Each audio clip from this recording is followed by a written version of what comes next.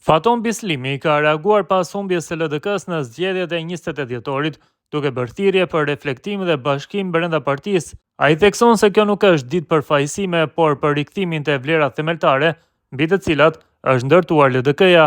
Bislimi përgëzoi vetëvendosjen për fitoren dhe qytetarët për zgjedhjet e qeta, duke nënvizuar se verdikti i popullit është i shenjtë. Sipas tij, vetëm përmes unitetit në dallime, LDK-ja mund të ringrihet dhe të rifitojë besimin e qytetarëve.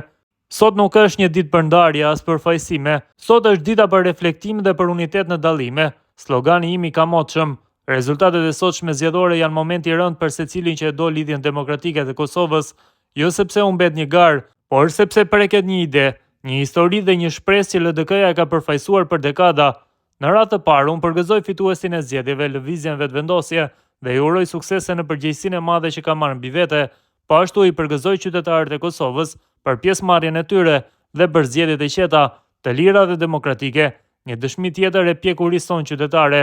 Sot është momenti që t'i ofrojmë Kosovës më të mirën nga vetja, e gjithë klasa jon politike duhet ta vendosë Kosovën të parën. Verdikti i popullit është i shenjtë. Sa për LDK-n, ajo është ndërtuar mbi mendime të ndryshme, mbi debate të hapura dhe mbi respekt të ndërsjellë.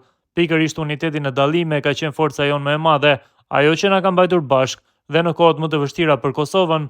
Sot më shumë se kur kemi nevojë ta rikthejmë këtë frym, jo duke heshtur dallimet, por duke respektuar ato, jo duke u mbyllur në pozicione, por duke u hapur ndaj njëri tjetrit. LDK-ja nuk i përket asnjë individi dhe shkon përtej secilit emër të përvetshëm, posaçërisht të presidentit historik, Doktor Ibrahim Rugova. Ajo i përket antarësisë së saj, votuesve të saj dhe Kosovës. Vetëm si e tillë mund të ringrihet dhe të rifitojë besimin e qytetarëve. Ky ka qenë dhe mbetet thelbi i programit tim për LDK-n që u anashkalua e u përçmua nga konventa zgjedhore e nëntorit 2023. Unë besoj thellë se kjo parti ka ende energji, njerëz dhe vlera për të qenë sërish një forcë udhëheqëse, nëse zgjedhin bashkimin përpara përçarjes dhe reflektimin përpara justifikimit.